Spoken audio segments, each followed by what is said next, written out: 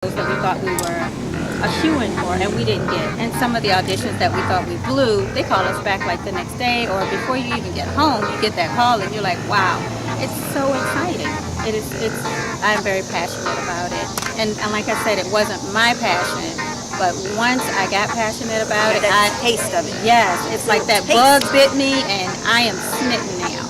So every chance I get to do something creative, and I'm thinking about some theater. A couple of friends have approached me to do some theater. I haven't done any.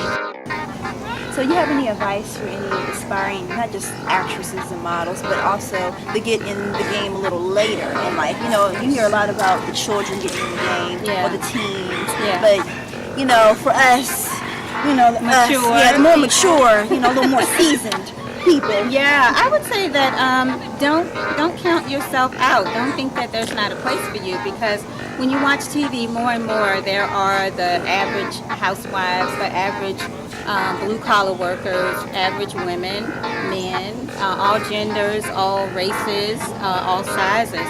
So if it is something that you want to pursue, then I would say seek out someone who is doing it, someone who is reputable.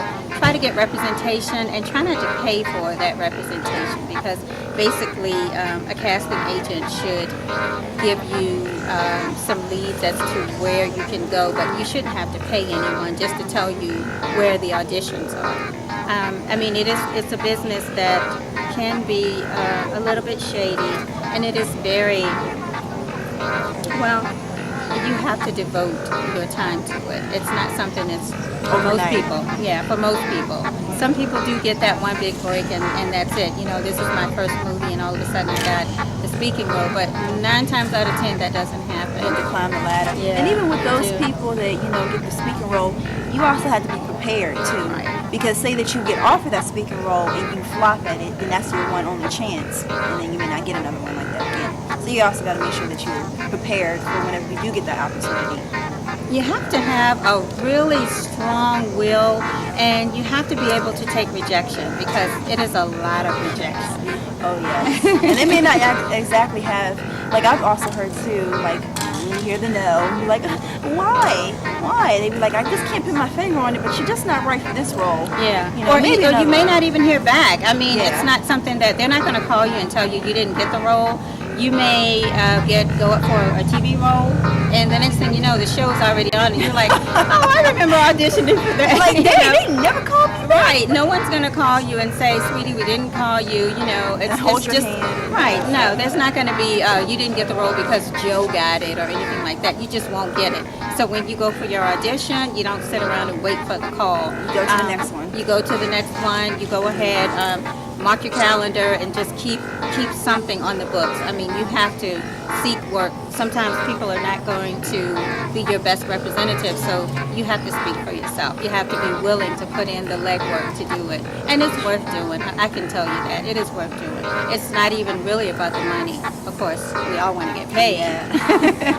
You know, we're not working for charity, but sometimes if there's a passion and you may take a role that, you know, it may not be paying what an A-list Hollywood actress is making, but it's something that will give you experience, and it's something that will give you connections, and you can network, and then you'll find out where the next big audition is, and that's how you build your resume. So you can start small and build, or you can jump into movie roles. I mean, it just depends. I think your future is up to you. On next week's episode of A Taste of Honey TV, lovely Laura Reichert with guest host Sharif Folks and sweet honeycombs of entertainment industry know-how from promoter, business mogul, director, and author Ty Cooper. Make sure you tune in. A Taste of Honey TV currently airs in Charlottesville, Virginia, Blacksburg, Virginia, Fairfax, Virginia, District of Columbia, Davis, California, Manhattan, New York, Lafayette, Louisiana, and growing. If you would like to be a guest host, or film an episode of A Taste of Honey TV, you can call our toll-free number at 1-888-502-2308 or visit www.atasteofhoneytv.info. You can also go to our contest page for a chance to win prizes, trips, and more. Don't forget to join our email list to receive special offers, the hookup on VIP events, and more. It's Viola. I'm so sorry. Whenever I say names, I always get like tongue-tied. All right, episode. Hey, it's Taste of Honey TV. This is your girl, Honey Oswald. I'm here in my hometown, Charlottesville, Virginia. And I have Miss Fiona Epps. Fiona. Because of Princess Fiona. That's what it is. That shirt. Keep moving. Yeah, keep moving.